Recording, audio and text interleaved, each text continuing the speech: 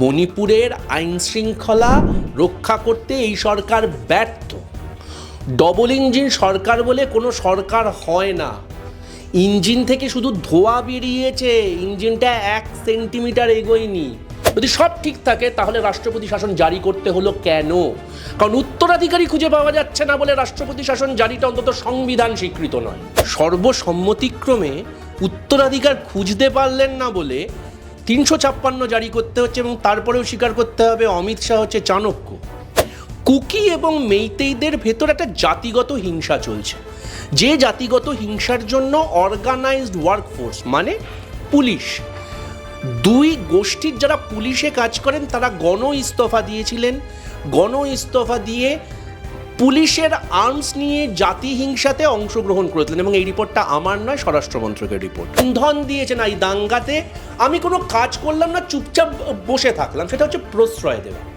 আরেকটা হচ্ছে প্ররোচনা দেওয়া, অর্থাৎ জাতিগোষ্ঠী বা জাতি হিংসাতে তুমি ইনভলভ হয়েছো, সেই প্রমাণটা পাওয়া গেছে। কেন্দ্রীয় সরকার 11 বছর হয়ে গেছে বিজেপি চালাচ্ছে। রাজ্যে বীরেন সিং পদত্যাগ করবার আগে পর্যন্ত 7 বছর হয়ে গেছে মণিপুরে শাসন চালাচ্ছে। এখনও কি আজ থেকে 100 বছর আগের গল্প শোনাবেন আমাদেরকে? মন্ত্রীর নাম নরেন্দ্র মোদী। এখনকার প্রধানমন্ত্রীর দায় এবং দায়িত্ব আপনাকে নিতে হবে। শুধু ডায়ালগবাজি করবার জন্য এবং সুন্দর সুন্দর জ্যাকেট পরে হাসি মুখে ছবি তোলবার জন্য আপনাকে প্রধানমন্ত্রী বানানো হয়নি, এটা মাথায় রাখুন। আমাদের ট্যাক্সের পয়সায় আপনি জ্যাকেট থেকে ল্যান্ড রোভার এবং আপনার পাশে সিকিউরিটি গার্ডগুলো নিয়ে ঘুরছেন, আপনি কোনো দয়া করছেন না।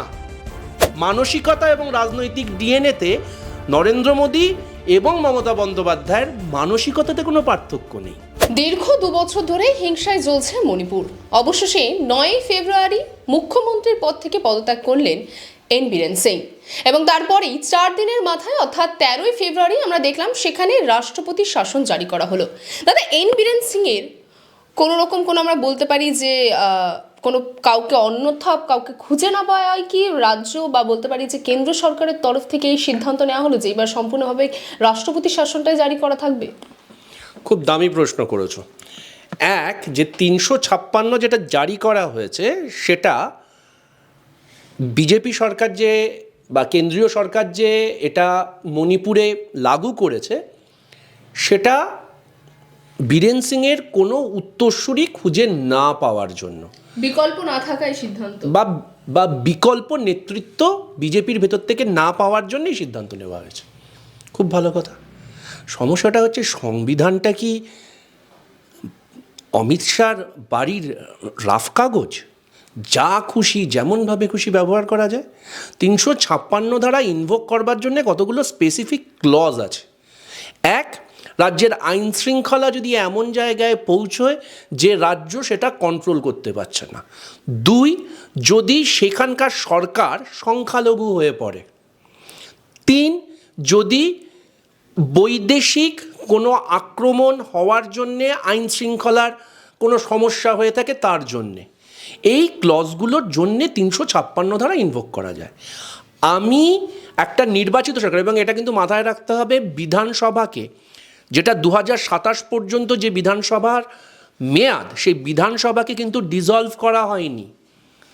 তার মানে 356 ধারা লাগু আছে, যেটা 6 মাসের ভেতর উঠে যাওয়া উচিত, এবং সরকার ভেঙে দিয়ে 356 ধারা জারি করা হয়নি। তাহলে কেন করা হয়েছে? ইচ্ছে মতো, খেয়াল খুশি, মজা চলছে। তাহলে অমিত শাহকে দাঁড়িয়ে ওখানে বিবৃতি দিতে হবে।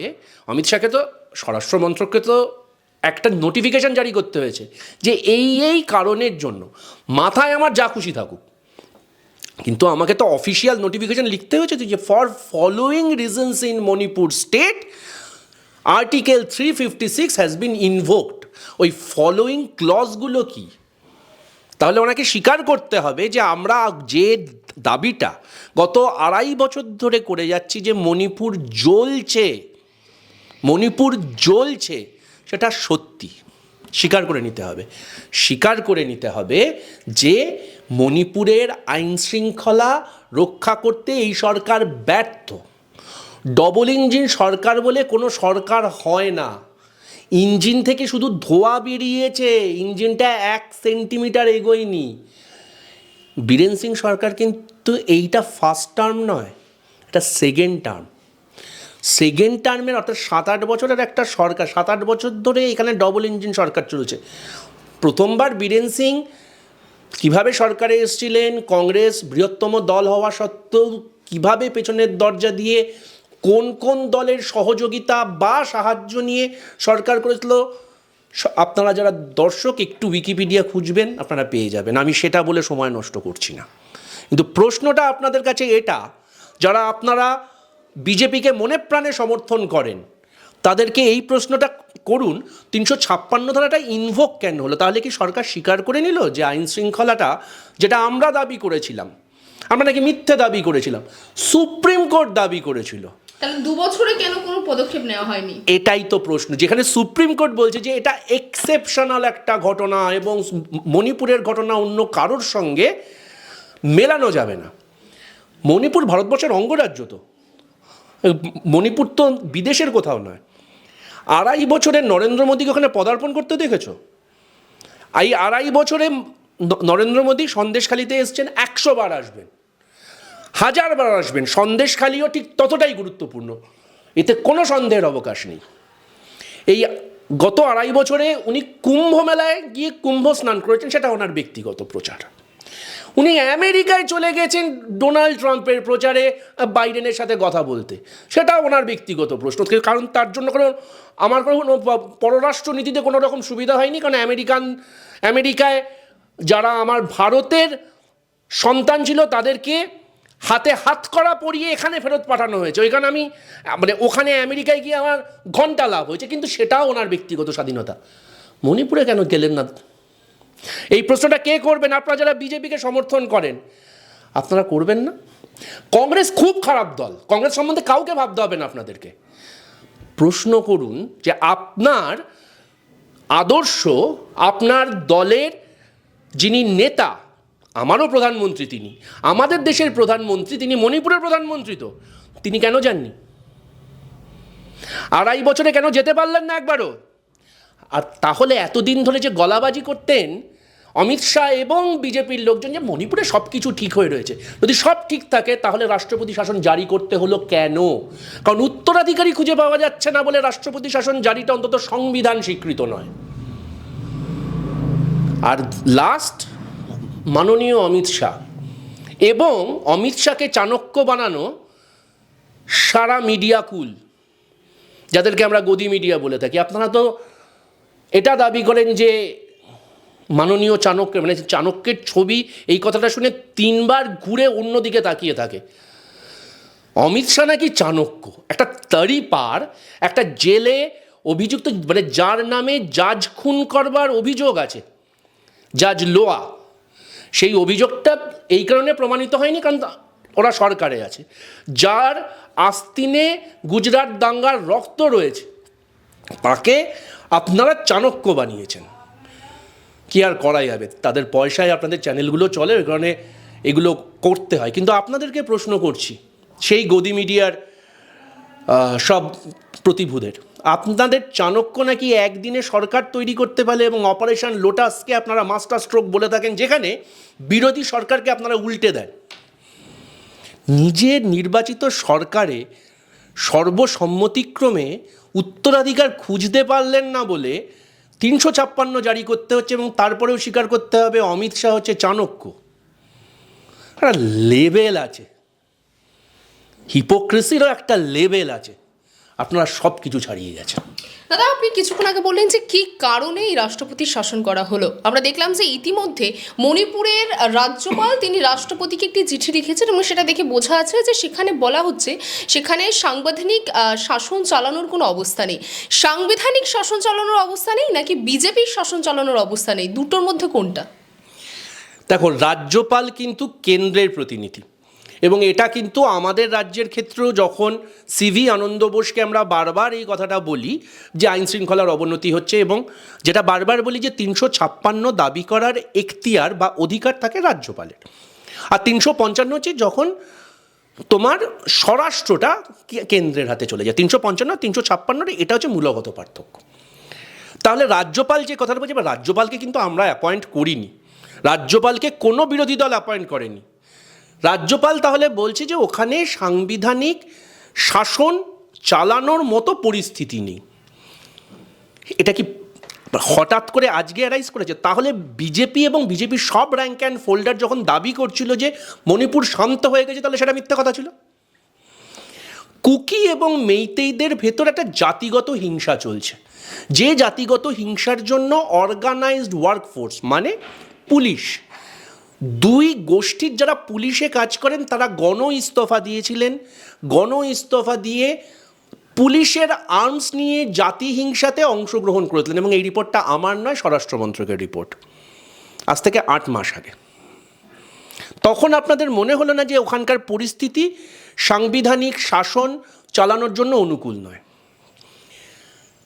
ওখানে আমার সহনাগরিক মহিলাদের সঙ্গে কি ব্যবহার করা হয়েছে, যেটা দেখে সুপ্রিম কোর্ট লজ্জায় চোখ বন্ধ করে দিয়েছিল। তখনও আপনাদের মনে হলো না যে ওখানকার পরিস্থিতি সাংবিধানিক শাসন চালাবার অনুকূল নয়। সব কুছ ঠিক হ্যায়,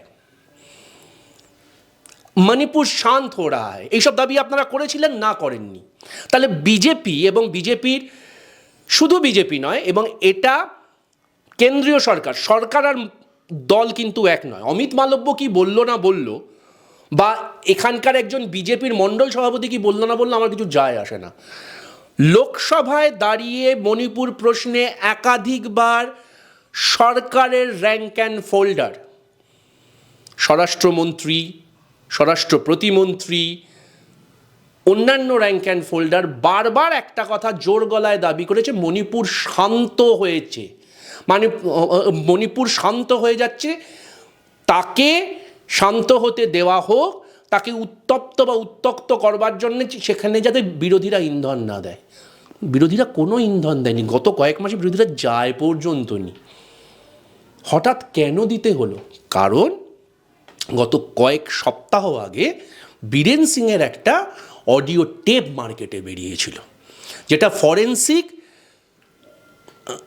কের জন্য গেছে কেন্দ্রীয় ল্যাবে, এবং অন্যান্য সূত্র থেকে যেটা আসছে যে এটা মোটামুটি 95% শিওর যে সাংবিধানিক প্রধান হিসেবে বীরেন সিং, আবার বলছি সাংবিধানিক প্রধান হিসেবে মানে মুখ্যমন্ত্রী হিসেবে বীরেন সিং এই দাঙ্গাতে ইন্ধন দিয়েছেন। এই দাঙ্গাতে আমি কোনো কাজ করলাম না, চুপচাপ বসে থাকলাম, সেটা হচ্ছে প্রশ্রয় দেওয়া।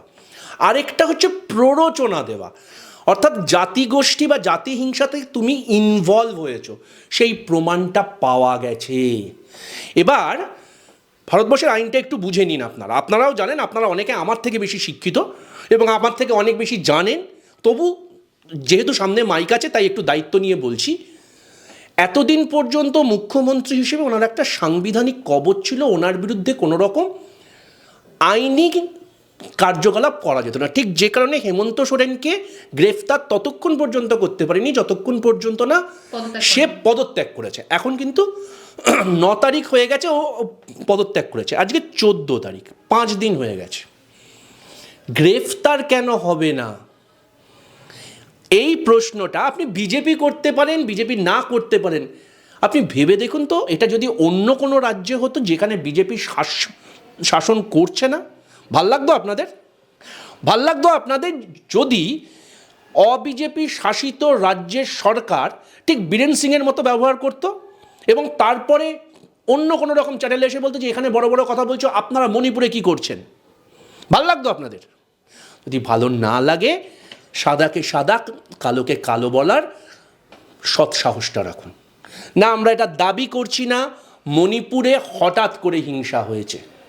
1972 রাজ্য হিসেবে দেখুন, মণিপুরের ইতিহাসটা একটু অন্যরকম, আমরা সবাই জানি। 1947 শাসন, মানে আমরা যখন স্বাধীন হই, একই সঙ্গে মণিপুর হয়তো স্বাধীন হয়নি, স্ট্যান্ড স্টিল এগ্রিমেন্ট ছিল, তারপর 1956 সালে কেন্দ্রশাসিত অঞ্চল হয়, 1972 সালে স্টেটহুড পায়, 1980 থেকে 2004 সাল পর্যন্ত ডিস্টার্ব স্টেটের তকমা পেয়েছে, আফস্পা ছিল, সব সত্যি কথা। এবং সে মণিপুর আস্তে আস্তে আস্তে আস্তে শান্তির দিকে আসছিল 2004 থেকে 2014, তার ইতিহাসও আপনাদের সামনে রয়েছে। 2014 পর আস্তে আস্তে তারপরেও 3 বছর মতো আমরা সরকার চালিয়েছি। 2017-18 সাল নাগাদ বিজেপি সরকারে এলো। কখনো তো দায়িত্বটা নিতে হবে। কেন্দ্রীয় সরকার 11 বছর হয়ে গেছে বিজেপি চালাচ্ছে। রাজ্যে বীরেন সিং পদত্যাগ করবার আগে পর্যন্ত 7 বছর হয়ে গেছে মণিপুরে শাসন চালাচ্ছে। এখনও কি আজ থেকে 100 বছর আগের গল্প শোনাবেন আমাদেরকে? দায়িত্বটা নিন, দায়িত্ব নিতে শিখুন। বারবার জওহরলাল নেহরুকে প্ল্যানচেট করে ডাকলে হবে না। এখনকার প্রধানমন্ত্রীর নাম নরেন্দ্র মোদী। এখনকার প্রধানমন্ত্রীর দায় এবং দায়িত্ব আপনাকে নিতে হবে। শুধু ডায়লগবাজি করবার জন্য এবং সুন্দর সুন্দর জ্যাকেট পরে হাসি মুখে ছবি তোলবার জন্য আপনাকে প্রধানমন্ত্রী বানানো হয়নি। এটা মাথায় রাখুন। আমাদের ট্যাক্সের পয়সায় আপনি জ্যাকেট থেকে ল্যান্ড রোভার এবং আপনার পাশের সিকিউরিটি গার্ডগুলো নিয়ে ঘুরছেন। আপনি কোনো দয়া করছেন না। দাদা, আমরা দেখলাম যে যেমনটা বললেন যে 6 মাসের মধ্যে আবার নতুন করে বিধানসভা গড়ে তুলতে হবে, যেটা আমরা জানি যে সংবিধানের 174-এর 1 ধারা অনুযায়ী। সেক্ষেত্রে দেখা যাচ্ছে যে মণিপুরে শেষ অধিবেশনের যদি আমরা কথা বলি বিধানসভার ক্ষেত্রে, সেটা হয়েছিল 2024-এর 12ই আগস্ট। সেখানে সংখ্যাটা যদি বলি, সময়টা তো অনেকটা অতিক্রান্ত হয়েছে, কারণ 6 মাস সময়ের থেকে অতিক্রান্ত হয়ে গেছে। কিন্তু এই মুহূর্তে যেহেতু রাষ্ট্রপতি শাসন শুরু হয়েছে, তো আমার কি মনে হয় যে আগামী এই সময়ের মধ্যে আবার নতুন করে সরকার গড়া সম্ভব হবে মণিপুরে? প্রথম কথা হচ্ছে যে 6 মাসের ভেতর নির্বাচন তখনই করতে হয় যখন বিধানসভাটা ভেঙে দেওয়া হয়। আমি আবার বললাম, এই প্রথমবার কেন্দ্রীয় সরকার একটা ধোঁকার টাটি করেছে। রাষ্ট্রপতি শাসন জারি করেছে কিন্তু বিধানসভাটাকে ডিসলভ করেনি। মানে 2027-এ এই সরকারের মেয়াদ, এই মুহূর্তে 2025-এর ফেব্রুয়ারি মাসে দাঁড়িয়ে আছি। বিজেপির বাবার ক্ষমতা নেই যে কালকে যদি নির্বাচন হয় বিজেপি খাতা খুলতে পারবে। এবং আপনারা জানেন অমিত শাহ, নরেন্দ্র মোদী তারা প্রশাসন না বুঝলেও রাজনীতিটা বোঝেন। সেই কারণে তারা বিধানসভাটাকে ডিসলভ করেননি। অর্থাৎ ওখানে ভোট হতেই হবে 6 মাসের ভেতর।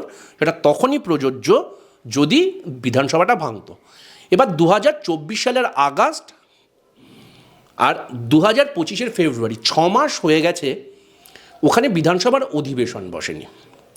আমি তোমাদের মাধ্যমে সুপ্রিম কোর্টের সাংবিধানিক বেঞ্চের কাছে একটা আবেদন জানাতে চাইছি, বা এখানে অনেক দর্শক আছেন, অনেক সাধারণ মানুষ আছেন যারা উকিল, আপনারা একটা suo motu public interest litigation file করুন। 6 মাস ধরে একটা অঙ্গরাজ্যের বিধানসভা অধিবেশন বসেনি। এখন তো সেই রাজ্যটার সাংবিধানিক স্বীকৃতিই নেই, এখন সেটা কেন্দ্রশাসিত একটা এন্টিটি হয়ে গেছে। সেখানে যদি এই সরকার শাসন চালাতে না পারে, কেন্দ্রীয় সরকার যদি শাসন চালায়, সেটা তো অনির্দিষ্টকালের জন্য হতে পারে না। তাহলে 6 মাসের একটা উইন্ডো, বা একটা 6 মাস না হোক 8 মাস, সেটা হ্যাঁ একটা থ্রেশহোল্ড যে এর বেশি আর কেন্দ্রীয় সরকার চালাবে না। কেন এটা প্রয়োজন? কারণ সেটাই ভারতবর্ষের ত্রিস্তরীয় সংবিধানের, ত্রিস্তরীয় গণতন্ত্রের মুখ্য ভূমিকা। এটাকে যদি আপনারা সমর্থন করেন, যেই সব বিজেপি সমর্থকরা মনে মনে বলছেন ভালো হয়েছে, এটা খুব ভালো স্ট্র্যাটেজি নিয়েছে যে এর ফাঁকতালে কোনো বিরোধী দল বা কংগ্রেস মণিপুরে না সরকার গঠন করতে পারে, কারণ ভোট হলে তো আমরা সরকার তৈরি করতে পারবো না। এটা কিন্তু ভালো কাজ করেছে। দেখেছো অমিত শাহর কি বুদ্ধি? যদি এটা আপনারা মনে মনে সমর্থন করেন, তাহলে মাথায় রাখবেন আপনারা কিন্তু মনে মনে মমতা বন্দ্যোপাধ্যায়কেও সমর্থন করছেন। কিন্তু কারণ মমতা বন্দ্যোপাধ্যায় ঠিক একই টেকনিকে দীর্ঘদিন যাবৎ মেয়াদ উত্তীর্ণ পুরসভাগুলোতে অ্যাডমিনিস্ট্রেটিভ অফিসার বসিয়ে নির্বাচন হতে দেয়নি। মমতা বন্দ্যোপাধ্যায়ের ক্ষমতা ছিল পুরসভার ক্ষেত্রে, মমতা বন্দ্যোপাধ্যায় তাই করেছেন। কেন্দ্রীয় সরকারের ক্ষমতা আছে রাজ্যের ক্ষেত্রে, কেন্দ্রীয় সরকার তাই করেছে। অর্থাৎ মানসিকতা এবং রাজনৈতিক ডিএনএতে নরেন্দ্র মোদী এবং মমতা বন্দ্যোপাধ্যায়ের মানসিকতাতে কোনো পার্থক্য নেই। একজনের পাওয়ার আছে পুরসভা পর্যন্ত, সে সেখানে 100% সেই জিনিসটা করে দেখিয়েছে এবং সেটা নিয়ে আপনারাই গালাগালি দিতেন। সেম থিং করেছে হচ্ছে রাজ্যের ক্ষেত্রে মণিপুর। আর দয়া করে ইমার্জেন্সির সময় কংগ্রেস কী করেছে না করেছে সেটা নিয়ে যদি বলতে চান, আপনারা জানেন ইমার্জেন্সি বলে একটা সিনেমাও বেরিয়েছিল, সেই সিনেমাটাতে আপনারাই সমর্থন করেননি বলে সিনেমাটা ফ্লপ হয়, তার মানে আপনারাও বিশ্বাস করেন না। ইমার্জেন্সি কেন ছিল, কেজিবির রিপোর্টটা পড়ে নেবেন। ইমার্জেন্সি নিঃসন্দেহে হয়তো এড়ানো যেত, কিন্তু ইমার্জেন্সি সেই মুহূর্তে যদি না হতো, ভারতবর্ষ আরেকটা হিন্দু বাংলাদেশ হয়ে যেত, যেখানে হাসিনাকে যেরকম পালাতে হয়েছে, আজকে মুজিবের থেকে জাতির জনকের সবকটা সৌধ ভাঙা হচ্ছে, আর আমরা এই পারে দাঁড়িয়ে বলছি দেখেছো কি দুরবস্থা। ইমার্জেন্সি লাগু না হলে আমাদের রাজ্যেও আমাদের দেশেও বেশ কিছু অতি বিপ্লবী এরকম লোকজন ছিল যারা সেরকম দিকে এগিয়ে নিয়ে যেত। ইমার্জেন্সি সেই কথা, এবং এটা আমার বক্তব্য নয়, কেজিবির রিপোর্টটা পড়ে দেখবেন। সিনেমা দেখে ইতিহাস শিখতে যাবেন না, বিনীত আবেদন করলাম। সিনেমা বা হোয়াটসঅ্যাপ দেখে ইতিহাস শিখতে যাবেন না। আর ইন্দিরা গান্ধী মারা গেছেন 1984 সাল, এটা 2025, 41 বছর হয়ে গেছে। মণিপুরটা বাস্তব, সেখানে দাঁড়িয়ে স্বপ্নে নিশ্চয়ই ইন্দিরা গান্ধী এসে নরেন্দ্র মোদীকে বলেননি শোনো আমি যেটা করেছিলাম তোমাকে এখন সেটা করতে হবে। নরেন্দ্র মোদীর কোনো দায় ছিল না, নরেন্দ্র মোদী কেন করেছেন সেই ব্যাখ্যা নরেন্দ্র মোদীকে দিতে হবে, স্ট্রেট অ্যান্ড সিম্পল। এবং নরেন্দ্র মোদীর এই সিদ্ধান্তকে, রাষ্ট্রপতি শাসনের সিদ্ধান্তকে এবং ফাঁকতালে ক্ষমতা রক্ষা করার, ক্ষমতাকে কবজা করার এই স্ট্র্যাটেজিকে যদি আপনারা সমর্থন করেন, তাহলে মমতা বন্দ্যোপাধ্যায়কে অদূর ভবিষ্যতে ফ্যাসিস্ট বলে গালাগালি দিতে পারবেন না। তার উদাহরণটা আমি অলরেডি দিয়ে দিলাম, মাথায় রাখবেন, ঠিক আছে? ভালো থাকবেন, ভালো রাখবেন। মণিপুরে যদি চুপ থাকেন, কালকে মেদিনীপুরে একই ঘটনা ঘটলে তখন আর কথা বলা যাবে না। বাংলা হান্টের আরো খবর দেখতে নজর রাখুন। বাংলা খবর মানেই বাংলা হান্ট।